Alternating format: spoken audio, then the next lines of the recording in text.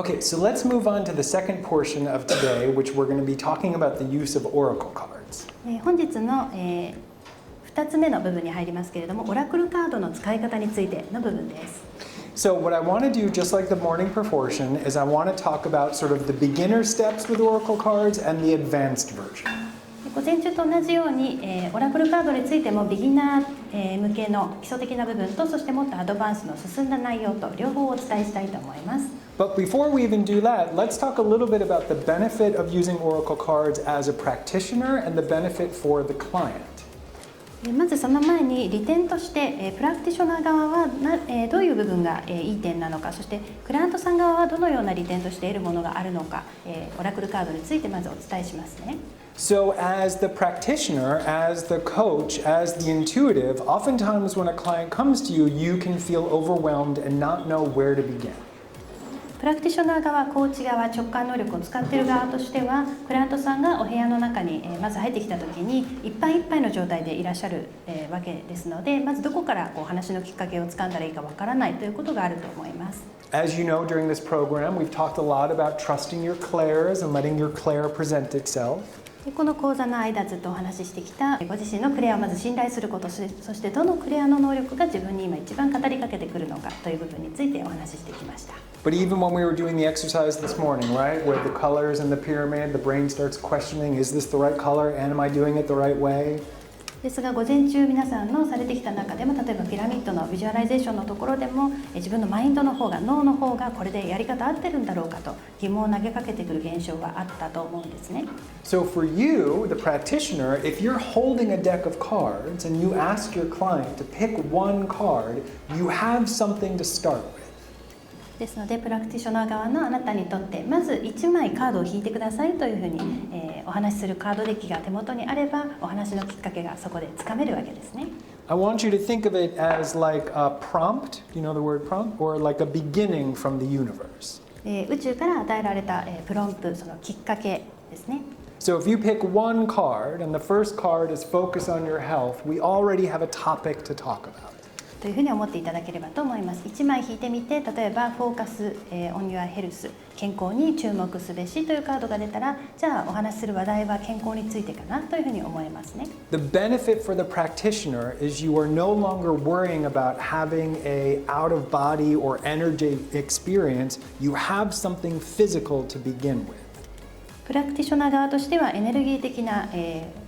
雲をつかむような話題から、自分の肉体の外に出たような感覚の話題から、もっと地に足をつけた話題にここで移っていくことができますね。Although there's one secret you have to remember is there are no excuses with an oracle card. You can never think, what if I have nothing to say? What if I don't have an answer to a question? If you're using a deck of cards, you will always have something to say. You will always have an answer. So it alleviates all fear.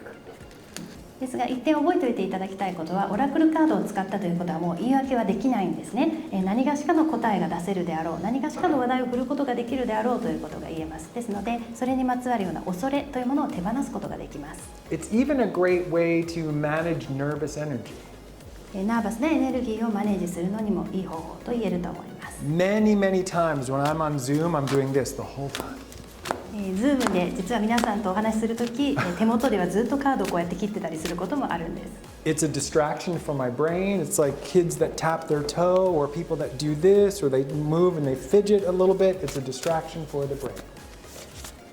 頭で考えていることから気持ちを他のところに移す方法として、ドゥガルの場合はカードをいじってたりするし、子供さんがですね、気を紛らわそうとして体をくねくね動かしたりとか、足をトントン踏み鳴らしたりするのと一緒ですね。Now let's talk about the benefits for the client. ではクライアント側は何を利点として得ることがあるのか。When a client comes to you and they're giving you permission to look at their energy, they're giving you permission to offer an opinion on their life, they're giving you permission to deliver a message from their guides and from the universe, that's a very vulnerable position they're putting themselves in. クライアントさん側は非常に無防備な立ち位置で皆さんのもとを訪れるわけですよね。自分のエネルギーを見てくださいという許可を与えてくれるわけですし、自分自身の人生に対してプラクティショナーが意見を述べる許可を与えてくれているわけですし、自分のガイドや宇宙とつながって自分向けのメッセージを伝えてもらうという許可をあなたに与えているわけですね。Sometimes we're so focused on our own experience that we're nervous. What if we're going to be wrong? What if we make a mistake? Just for a minute, suspend those thoughts and put yourself in the position of the client. They've never met you before. It's vulnerable. They're giving you permission to give an opinion on their life. That's a very sacred contract of energy.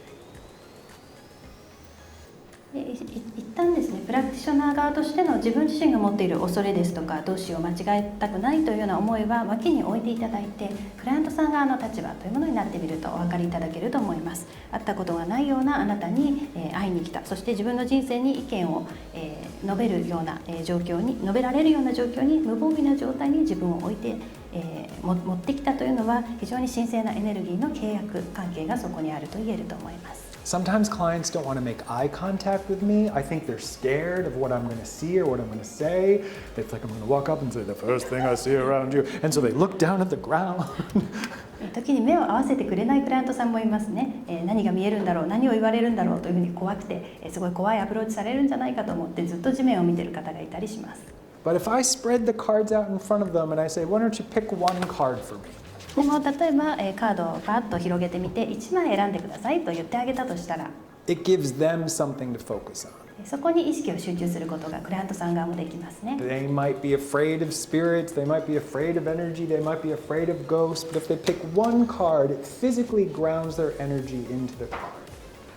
もしかしたらクライアントさんはスピリットを恐れてるかもしれないし、エネルギーやお化けというものも恐れてるのかもしれないけれども、でもこうして、物理的なものに意識を合わせることで、実際エネルギーがグラウンディングさせられるんですね。It also makes them a part of the process. そしてそのプロセスの一環であるというその自分の意識を持つことができます。There's something very different from saying, I see around you, versus look at the card you picked about yourself.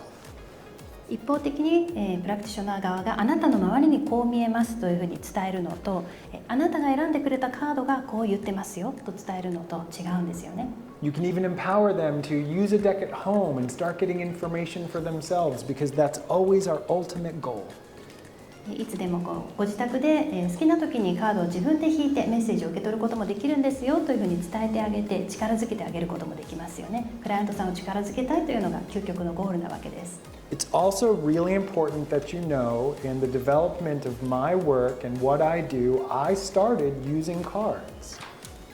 非常に重要なこととして、自分自身も自分のお仕事をどんどん進化させていくうちにカードを使うようになったということがあります。My first description professionally was Dougal Fraser, tarot card reader. 一番初めの肩書きはドゥーガル・フレイザータロットカードリーダーからだったんですね。It's changed and evolved, but this is how I started, with the sort of security of having cards with me. 変化し進化していきました。その肩書き自体は変わっていきましたけれども、カードが手元にあるというその安心感のもとでどんどん進化していったわけです。Now, in the world of tarot cards and oracle cards, there are a lot of rules, a lot of rules. タロットカード、オラクルカードの世界というのはとにかくルールだらけの世界と言えます。I am not a strict teacher. In my opinion, we were taking all of those rules and we were asking them to go outside. 私は厳しい先生ではないので、そのたくさんあるルールたちにちょっとお部屋の外に出てってくださいと言いたいと思います。I was told before that your cards must be wrapped in silk. I was told no one could touch your cards. All of these rules that I personally do not believe.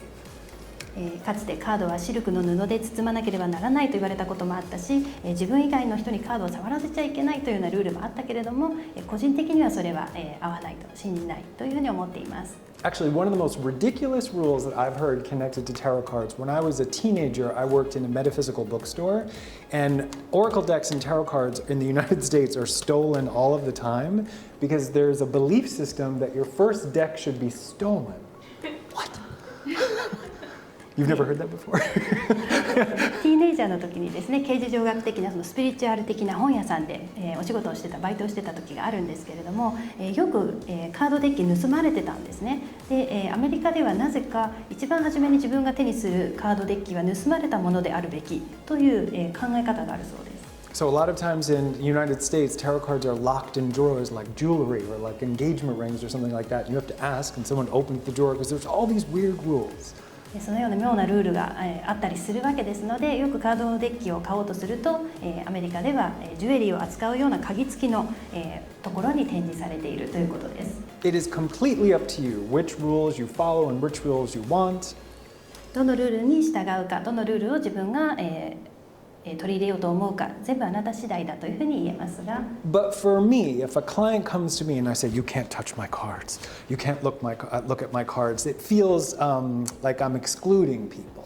でもドゥーガルの場合はそれで人を排除したくないんですね。私のカードは私以外に触らせないというようなアプローチは取りたくないというふうに思います。But if I hand someone the deck of cards and I say, "Hold them, touch them, however you want to pick them, make it your own." ですが私がもし、どうぞこのカード触ってみて自分のものかのように感じてみてくださいというふうに言えれば、It becomes a conversation with friends. 友人との会話のようになりますよね。So my goal this afternoon is I want this to be playful, I want this to be fun. ですので午後はどうぞ遊び心を持って楽しく過ごしていきたいと思います。